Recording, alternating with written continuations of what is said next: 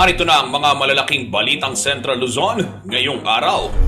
Giant Lantern Tourist and Information Center sa siyudad San Fernando bubuksan na sa publiko.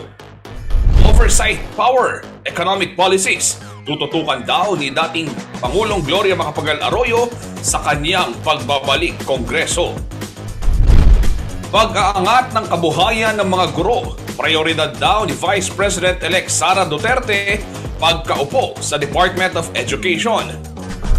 SSS members maaari nang mag-update muli ng contact information sa my.sss portal.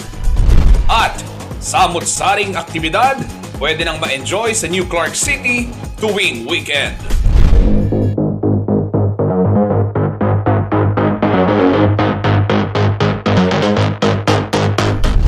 Maya Paldo, Pampanga, magandang araw Central Luzon. Ako po si Justin Dizon at narito na ang mga malalaking balitang nakalap ng CLTV News.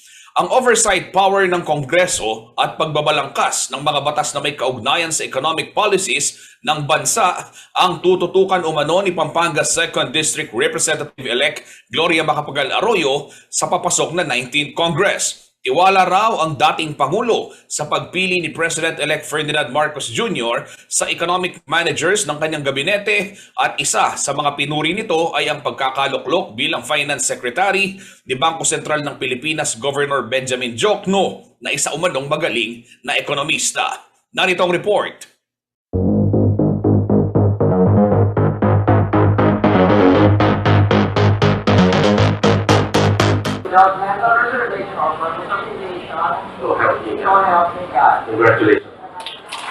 Dito sa Lubao Central Elementary School sa kanyang hometown, nanumpa si Pampanga 2nd District Representative-elect Gloria Macapagal Arroyo kay Barangay San Nicolas Kapitan Rodel Bargueta.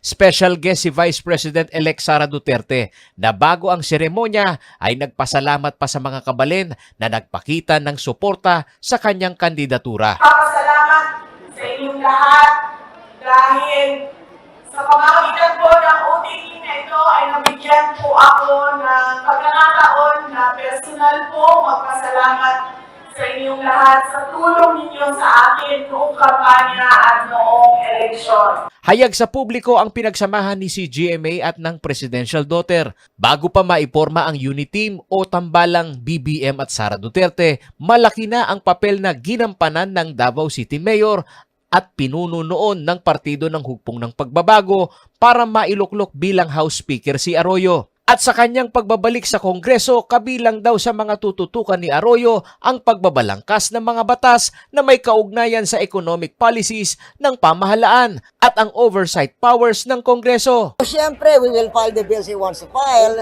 And moreover, I think we should do a lot of oversight on bills already passed into law and make sure, find out how they are being implemented. Bilang ekonomista, sinasang-ayunan daw ng dating Pangulo ang pagpili ni President-elect Ferdinand Marcos Jr. kay Bangko Sentral ng Pilipinas Governor Benjamin Diokno bilang Finance Secretary. Yon ay dahil sa uladoan niya ni Diokno ang takbo ng financial crisis sa bansa na nagdulot ng pandemya at idinudulot ng gyera sa Ukraine at Russia. Ben Diokno, meron niyang masalesong ekonomista. Kaya at least more or less baluta mo din karelang solusyon para king post-COVID recession pati king Ukraine inflation atin lang conventional a solusyon din yung ekonomistang kilala tamo. So importante sigurado ustula ring recommendations importante carry out agad. Tiwala rin daw ang nagbabalik Kongreso na si Arroyo na mapapakinabangan ng papasok na administrasyon ang supermajority dahil sa nakuhang 31 million votes nito. Well, we're very happy. They both got a lot of votes. The first majority since the multi-party system. So it's a very strong mandate and they deserve all our support. Paulo G. Santos, CLTV News.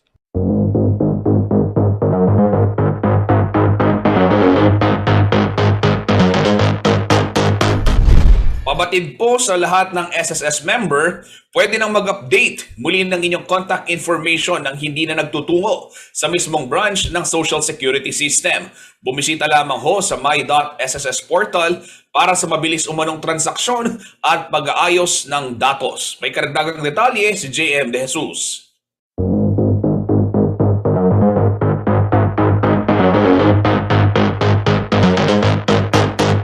Maaari na mag-update muli ng contact information via online ang mga miyembro ng Social Security System o SSS matapos ibalik ng ahensya ang online updating ng record sa MySSS portal. Ayon kay SSS President at Chief Executive Officer Michael Trejino, ang mga miyembrong may access sa MySSS portal ay maaari na mag-update o magpalit ng kanilang mobile number, mailing address, foreign address at email address nang hindi na kailangan magpunta pa sa anumang sangay ng SSS upang mag-submit ng member data change request. Samantala kung wala namang rehistradong mobile number ng miyembro sa SSS, kinakailangan niya magsadya sa anumang branch ng SSS para isubmit ang kanilang mobile number sa pamamagitan ng member data change request form at mag-set ng appointment sa pamamagitan ng kanilang MySSS account o kaya naman mag-walk-in na lamang batay sa number coding scheme. Maaalalang pansamantalang sinuspinde ng SSS ang online updating ng contact details noong August 3, 2021 upang bigyang daan ang pagpapahusay ng online portal at mapalakas ang security features ito para maprotektahan ang mga confidential information ng mga miyembro.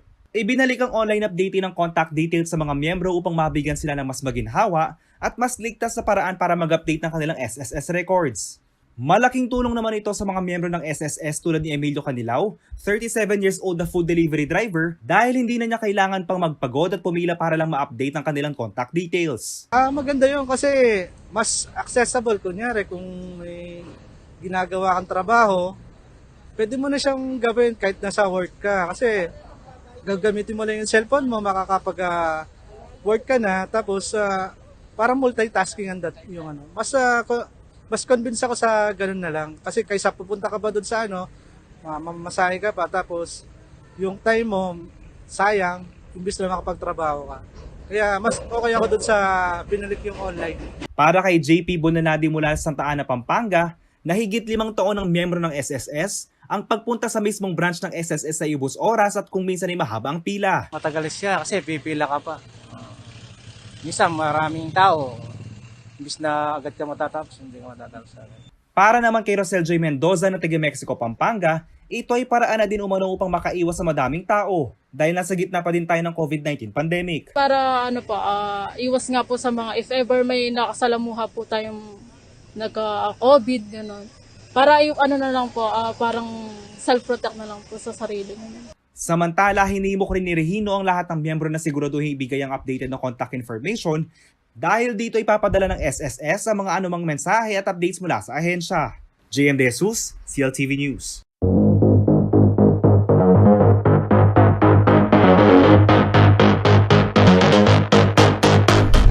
Abangan sa pagbabalik ng CLTV Balitaan. Pag-aangat ng kabuhayan ng mga guro, prioridad daw ni Vice President-elect Sara Duterte pagkaupo sa DepEd. At panukalang gawing permanente ang validity ng birth, death at marriage certificate, pasado na sa Senado.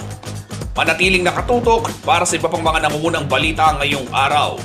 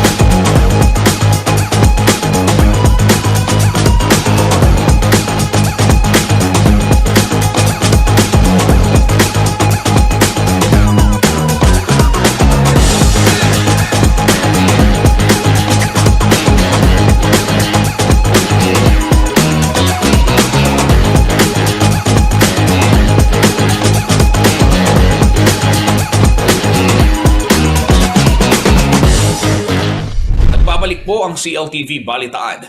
Prioridad daw ni Vice President-elect Sara Duterte sa kanyang pagkaupo bilang pangalawang Pangulo at kalihim ng kagawaran ng edukasyon na maitaas ang antas ng pamumuhay ng mga teaching personnel ng DepEd. Anya, bagamat ongoing pa ang transition process sa Office of the Vice President at sa may papasang posisyon sa Department of Education, may mga naiisip na umano siyang estratehiya sa pag-angat ng buhay ng mga guro sa ilalim ng kanyang liderato. Narito pong ulat.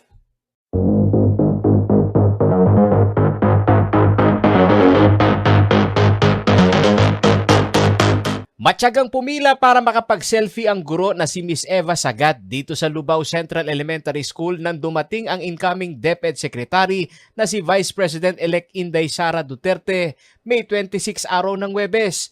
Kasama ang mga co-teacher nito, ipinagmamalaki na kanilang binoto at sinuportahan ang unit team. At sa aming tanong kung pabor ba sila sa posisyong alok sa gabinete kay VP-elect Sara, sagot ni Ma'am. Bakit po ninyo binoto? Alam namin po ang pagbabago. Maraming pagbabago sa mangyayari. Sige niyo ba, tama lang ho na nailagay ho siya sa DepEd? Ayun po, malaking pasalamat po namin na siya ang iaalala ng ating Pangulo na si Sara Duterte, Vice President. Maraming salamat po sa kanila. Gaya ng karaniwang daing ng mga guro, hiling niya sa lideratura ni Inday Sara sa DepEd ang pagtaas ng kanilang sweldo. Tataas po ang sweldo ng mga teacher. Yun po ang hinihingi niyo. Tsaka po yung sa GSS problem namin po. Minsan yung ibang mga loans namin, hindi masyadong yung mga records. Sagot naman dito ni Vice President-elect Sara Duterte, may mga programa siya sa Davao na gustong bitbitin sa Office of the Vice President, gayon na rin sa Department of Education. Kabilang na dito ang pagsasaayos ng kabuhayan ng mga guro at iba pang Pilipino. Unang-una po, sa Office of the Vice President, plan po namin ay dalhin yung Magnegosyo Taday na very successful entrepreneurship project namin doon sa Davao City. And dito naman sa DepEd, we will discuss the transition process and kung ano po yung mga ways forward ng administration ni President Duterte in terms of basic education. And then we will consult the administration of President Marcos kung ano po yung kanyang iti-take up doon sa mga medium-term plans and 2030 plans ng administration ni President Duterte in terms of basic education. Hindi pa umano nakipagkita si VP-elect Duterte kay outgoing VP Leni Robredo. Kinumpirma niya na bahagi ng kanilang plano ay ang makaupuan ito para sa matagumpay na transition. Tatapusin po muna namin yung transition namin with the Office of the Vice President. So we are set to release a letter today or tomorrow addressed to Vice President Leni Robredo and signed by me requesting for an initial meeting. Hindi lang yung political opponents, everyone. I'm calling on all Filipinos to help the new administration and to help me in my work as Vice President and Secretary of Education. 788.5 billion pesos ang pondong nailaan sa DepEd ngayong 2022. Isa naman sa naiwang pangako ng nagtapos na administrasyon ay ang aumento sa sahod ng mga guro. Kaya hamon ito sa susunod na lideratura kung makakasabay kaya ito sa malaking gastusin ng pamahalaan, gayong baon ito sa utang. Paulo G. Santos, CLTV News.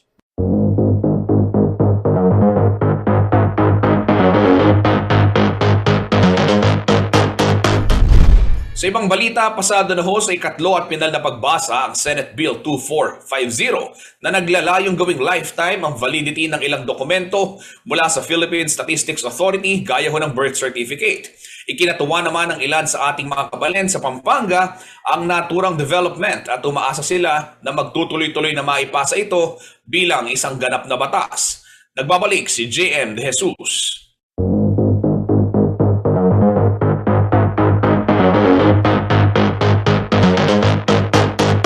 Laking tuwa ni Sheila May Alilio mula Angeles City nang malaman niya ang balita na inaprubahan na sa third and final reading sa Senado ang Senate Bill 2450 na naglalayong gawing permanente ang validity ng birth, death at marriage certificates na ini-issue at sinesertipikahan ng Philippine Statistics Authority o PSA. Anya, iwas abala umuno ito lalo na't nag-aayos siya ng papeles para makakuha ng passport. Kung may sasabatas kasi ito, ang makukuha niyang birth certificate ngayong Mayo ay maaari na niyang magamit pa sa susunod na mga taon. Less hassle. Kasi pwede mo na siyang gamitin for a longer term eh.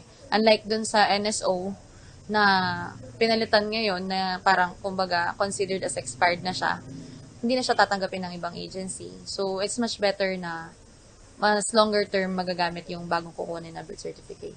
Si Jellica Bucho naman na nagmula pa sa Mexico, Pampanga ay nadatnan din ng CLTV News team na nakapila at hinihintay ma-issue ang kanyang birth certificate. Hindi umano tinanggap ng kumpanya na kanya pinag-a-applyan, ang lumang kopya na ipapasa sana niya. Sana, para saan yung pagkuha mo ng birth certificate mo?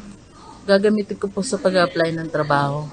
Since luma yung yung hawak mo, no, hinahanap ba nila sa'yo yung bagong kopya ng birth Opo, certificate? kailangan po yung PSA. Kaya NSO yung kailangan. Kasi po daw, hindi na po daw tanggapin ko. Malaking tulong daw ang panukala dahil hindi na niya kailangan pang umulit sa lahat ng proseso na kanya pinagdaanan. Pagod, gastos at oras daw ang pinuhunan niya para makakuha ng birth certificate. Mas maganda na po yun ang hindi na nagre-renew.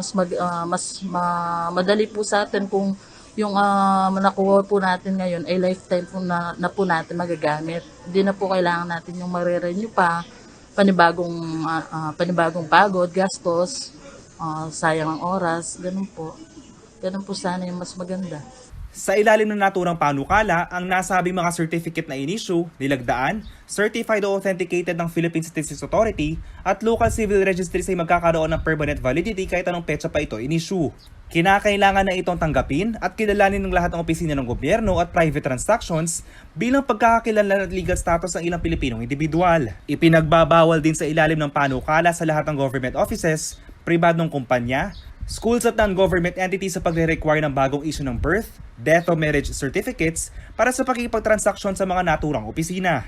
JM De Jesus, CLTV News.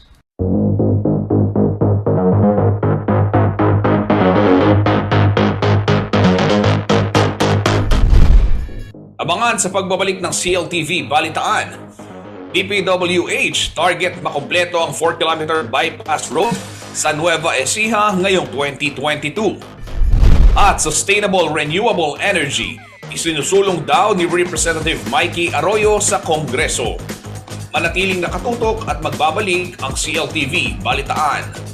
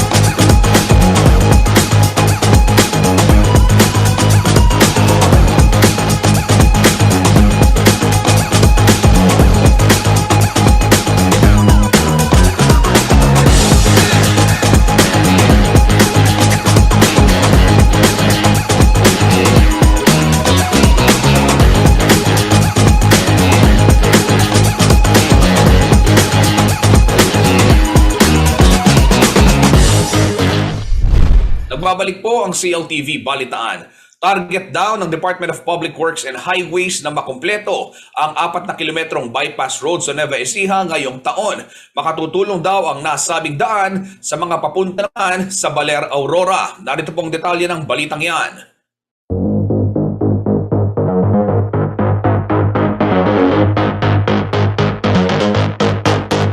Pinaghahandaan na ng Department of Public Works and Highways o DPWH ang pagkumpleto sa 4 na kilometrong Pantabangan-Canili Bypass Road sa Nueva Ecija ngayong 2022.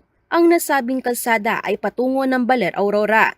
Ayon kay DPWH Central Luzon Regional Director Roseler Tolentino, sinimula ng kagawaran ng konstruksyon ng nasabing daan noong 2013. Disyembre naman ng nakaraang taon nang tuluyang makumpleto ang 5 bahagi ng proyekto. Gayunpaman, ilang parte pa raw ng tulay ang hindi pa natatapos. Ang 6th phase ng proyekto na nagkakahalaga ng higit 100 milyong piso ay pinondohan sa ilalim ng FY 2021 General Appropriations Act. Kabilang dito ang completion ng Canili Bridge 3 at iba pang istruktura sa Canili Bridge 1 at 2, maging ang pagpapalawak ng higit 3 kilometrong bahagi ng bypass road. Target ng DPWH na babuksan ng proyekto sa publiko Oktubre ngayong taon. Inaasahang makatutulong ito sa mga motoristang dumadaan sa Canili-Jayo Dam at Canili-Alfonso Castañeda Road. Ilang road projects pa ang kinukumpleto ng DPWH upang magbigay daan sa mga turistang nais magtungo sa iba't ibang tourist destination sa Central Luzon. Angelica Cara, CLTV News.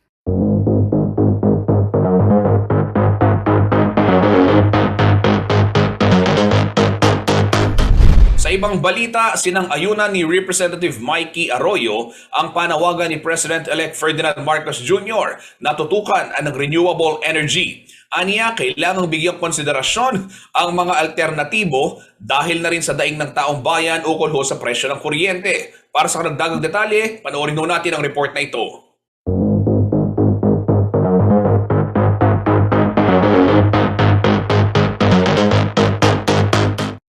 Binigyang diin ni Congressional Energy Committee Chairman at Pampanga 2nd District Representative Mikey Arroyo ang panawagan ni President-elect Ferdinand Marcos na tutukan ang renewable energy. Ito ay bilang pundasyon ng agenda ng reforma sa enerhiya ng bansa para sa susunod na 6 na taon. Sa ulat ni Dennis Gutierrez ng Inquirer, sinabi ni Arroyo na naglalayong matugunan ng 23% renewable energy ang energy requirements ng Pilipinas sa taong 2025. Gayunpaman, ayon sa pag-aaral, 34% ng kinakailangang enerhiya ang ibinibigay ngayon ng mga proyektong kagaya ng Pililio Wind Farms at iba pang renewable energy sources. Kabilang din sa mga ito ang solar, geothermal, hydropower, biomass at maging green energy. Ayon din kay Arroyo, sa panawagan at daing ng taong bayan ukol sa presyo ng kuryente, kailangang bigyang konsidera ang mga alternatibo. Sa kabila ng mga talakayan, nananatiling matatag ang paniniwala ni Arroyo na kailangang gumawa ng pagbabawas sa paggamit ng fossil fuels. Ito ay upang matugunan umano ang emission targets at pangangailangan ng isang malawakang pagbabago tungo sa sustainable renewable energy na makababawas sa epekto ng pagbabago ng klima sa kapaligiran at ekonomiya. Samantala, usap-usapan ngayon ang posibleng pag-upo ni Representative Mikey Arroyo bilang kalihim ng Department of Energy sa ilalim ng administrasyon ni President-elect Ferdinand Marcos Jr. Liana Canilao, CLTV News.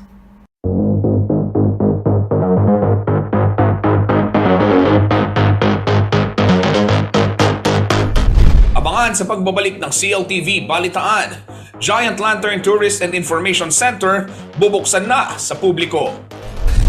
Samut-saring aktibidad pwede nang ma-enjoy sa New Clark City tuwing weekend. Manatiling nakatutok at magbabalik ang CLTV Balitaan.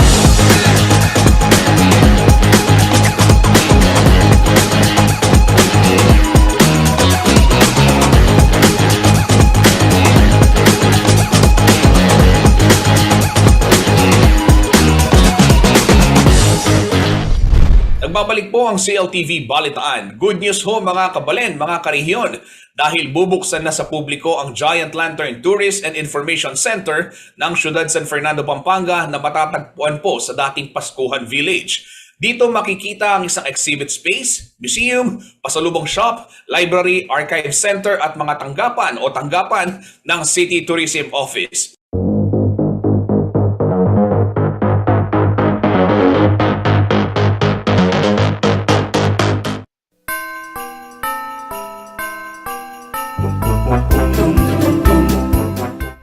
Formal lang pinasinayaan ang Giant Lantern Tourist and Information Center sa dating Paskuhan Village Biyernes, May 27. Pinangunahan ni SM Development Corporation President Jose Marie Banzon, SM Supermalls President Steven Tan, Mayor Edwin Santiago at ni City Tourism Officer Ching Pangilinan ang ceremonial turnover at unveiling ng marker ng gusali. Ang dalawang palapag na gusali ay may floor area na 500 square meters at nakatayo sa 5,000 square meter land area. Parehong donasyon ito ng SMDC sa Ciudad San Fernando. Pampanga is of course becoming a very important economic corridor in the Philippines, and the SM Group will continue to show its support to make Pampanga a world-class destination. Again, thank you for giving us an opportunity to be in this very important project. We really appreciate being part of this milestone. Kilala ang Pampanga bilang Christmas capital ng bansa at sa Giant Lantern Tourist and Information Center, tiyak mararamdaman daw ang Christmas spirit sa buong taon. Kung titignan mo yung ating kupong singsing, nawala na ito at bumalik.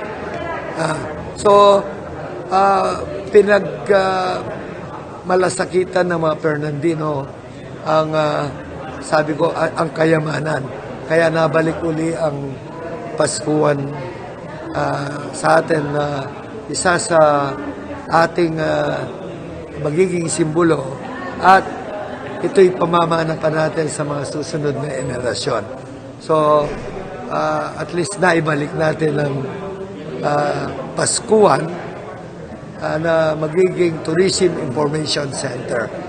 Tila nakahanap na raw ng tahanan ng mga obra mayestra ng mga lantern maker sa syudad, kaya naman excited din sila sa mga oportunidad na pwedeng idulot nito. Nalaman po namin na itatayo po yan, sobrang natuwa po kami kasi nga po yung parang magkakaroon na po ng tahanan yung mga lantern maker, yung mga lanterns po na San Fernando, at tuluyan na po magkikilala yung lanterns natin sa buong mundo.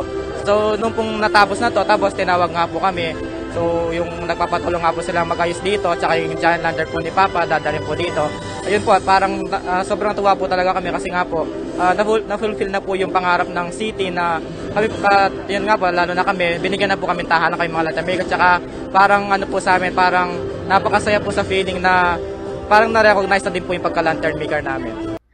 Bubuksan na sa publiko ang Giant Lantern Tourist and Information Center sa mga susunod na araw. Dito makikita ang isang exhibit space, museum, pasalubong shop, library archive center at ang tanggapan ng City Tourism Office. Angelica Cara, CLTV News.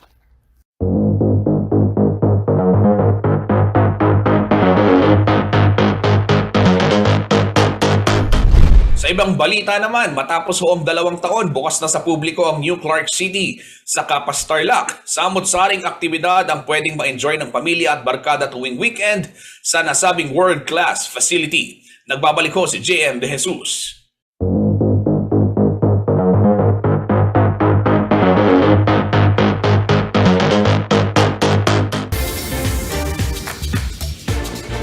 Bagong fitness destination ba ang hanap mo? O di kaya naman ay isang relaxing na lugar para makapag-nature trip? Baka naman nais mong mamangha sa mga nagagandahang obrang sining at arkitektura. Pwes, hindi mo na kailangan pumunta sa iba't ibang lugar dahil matatagpuan na sa New Clark City ang lahat ng yan. Matapos ang Southeast Asian Games noong 2019 at 2 taon na restricted access dahil sa pandemya, muling binuksan sa publiko ang world-class facility sa Capas Tarlac. Isang bike ride at fun run na dinaluhan ng mga atleta na nagkamitan ng gintong medalya sa mga palaro sa ibang bansa.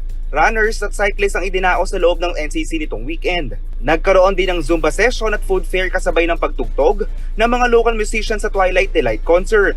Ang Bases Conversion and Development Authority o BCDA at MTD Philippines Incorporated ay naghanda ng samut-sari mga aktibidad upang manumbalik ang sigla sa New Clark City at ma-enjoy ng lahat. People can enjoy the outdoors, nature, as you have seen in this place. There are a lot of outdoor activities. People can jog, they can bike, they can stroll around, they can do picnics in our grounds. We have a very massive public park as well, the River Park, which is about 5 hectares. And a long walkway, which is 1.4 kilometers, rich with flora and fauna. Bukod sa mga sports at outdoor activity, makikita rin ng mga bisita ng malapitan ng mga likhang sining ng mga Filipino artist kasabay na nakakamanghang tanawin ng kalikasan. Magkakaroon din ng mga viewing deck sa parehong athletic stadium at aquatic center para sa mga nais-enjoy ng mga nasabing architectural masterpieces. Taong 2021 na binigyan ng highly commended recognition ng World Architecture Forum o WAF sa completed building sport category ang athletic stadium.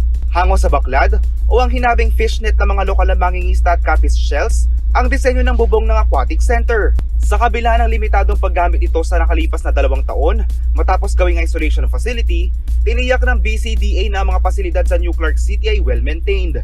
Kaya naman imbitado ang lahat na bumisita sa NCC para sa isang day trip o weekend getaway para sa mga atleta, mahilig sa sining at kalikasan, manlalakbay at mga pamilya. Nagbubukas na pong muli ang New Clark City.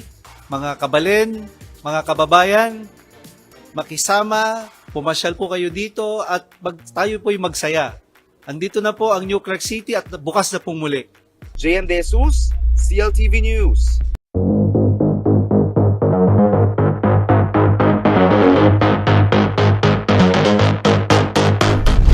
At yan ang mga balitang nakalap ng CLTV Balitaan. Para ho sa karagdagang detalye, maaari ninyong i-follow ang aming mga social media pages sa Facebook at CLTV36 Official and at CLTV36 News. Sa Twitter naman at CLTV36 and at CLTV News. Kabalen Karihyon, i-follow nyo rin ho kami sa Instagram at CLTV36 Official. At kung nais ho ninyong balikan ang mga programa ng CLTV, abay pwede ho kayong bumisita sa ating YouTube channel at CLTV36 Official o di kaya naman sa ating website www.cltv36.tv. Nasaan ka man sa Pilipinas, mapapanood ho nationwide ang mga programa ng CLTV via Signal Channel 115 at dito naman sa Central Luzon sa ating 39 cable partners at maging sa Free TV Channel 36. At tabayaran ho mamayang alas 6 ng gabi ang CLTV News kasama si Jennifer Salenga para sa karagdagang detalye ng mga balitang Central Luzon na dapat nating malaman. Kasama pong buong pwersa ng CLTV News and Current Affairs, ako po si Justin Dizon. Ito ang CLTV Balitaan.